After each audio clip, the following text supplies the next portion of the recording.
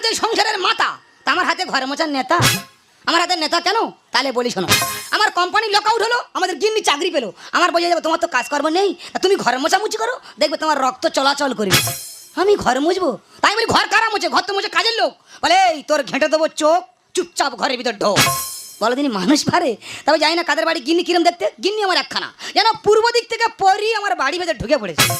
পরি তো নয়, ঠিক যেন সয়াবিন বড়ি। দেখেছো, একটা হাত খালি আছে, ভগবানের সহ্য হচ্ছে না।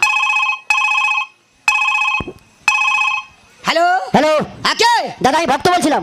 এই ভক্ত? এই এ ভাই বল বল বল। তোমার বোন কি শুরু করেছে বলো তো? সেই তোরা দুই লোকে গন্ডগোল আরম্ভ করছিস। দাদা দুবেলা বাড়িতে অশান্তি। আমি কি বলছি শোন, আমার বোনের মাথা গরম, তুই একটু মাইনে চলতে পারছি না। তুমি কি করছো কি? আমি কি করবো? আমি চেয়ারে বসে বসে চা খাচ্ছি আর পেপার পড়ছি। খস খস করে আওয়াজ হচ্ছে কোথায়? এই দেখ, নেতা ঘষে বুঝতে পেরেছে কি হয়েছে? বলছিলাম খস খস করে আওয়াজ হচ্ছে কোথায়? আরে আমার ঘরে তো মজাক পাথর বয়েছে, আজকে মেশিন এসছে, সে পালিশ চালাচ্ছে। ঠিক আছে দাদা, ফোন রাখছি দাদা। আমি কি বলছি না, বলছি আমার বোনের মাথা গরম, তুই একটু মাইনে চলবি। আর আমি দুদিন বাদে তোদের বাড়ি যাবো, গন্ডগোল করবি না, রাখছি।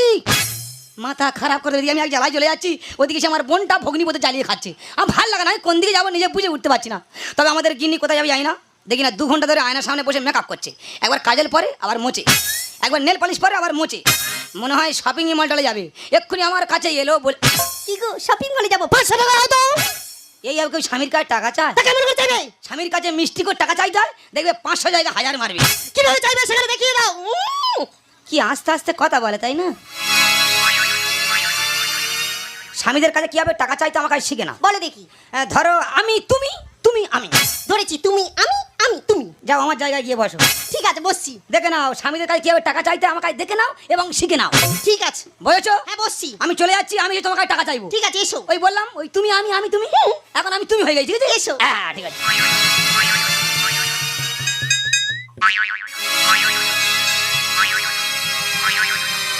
এই দেখো শুনছো? বলো। আমি না শপিং মলে যাবো, 500 টাকা দাও না গো সোনা।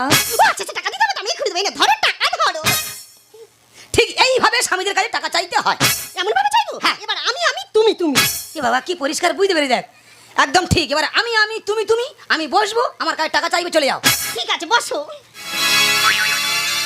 যারা স্বামীরা আছো ফলো করো, টেকনিক্যাল চলছে। টাকা বেঁচে যাবে, টাকা বেঁচে যাবে, ফলো করো টেকনিক্যাল। কি গো, শপিং মলে যাবো, 500 টাকা দাও না গো সোনা। বাবারে কি কণ্ঠ, তাই না? আমার লক্ষ্মী শোনা, চাঁদের কোনা, হাজারদার খুব ইচ্ছা নেই তো, 500 দিচ্ছি, তুমি নিয়ে যাও। দাও দাও দাও দাও। ও, টাকাটা পেয়ে আমি কি খুশি হয়েছি, তোমাকে বলেই বোঝাতে পারছি না। সারবে, আমি ওর তালগার সমান খুশি হয়েছি। আমি আর দেরি করছি, আমি তাহলে আসছি। আমি আসছি। কত টাকা খরচ করবে গো এবেলা শপিং মল?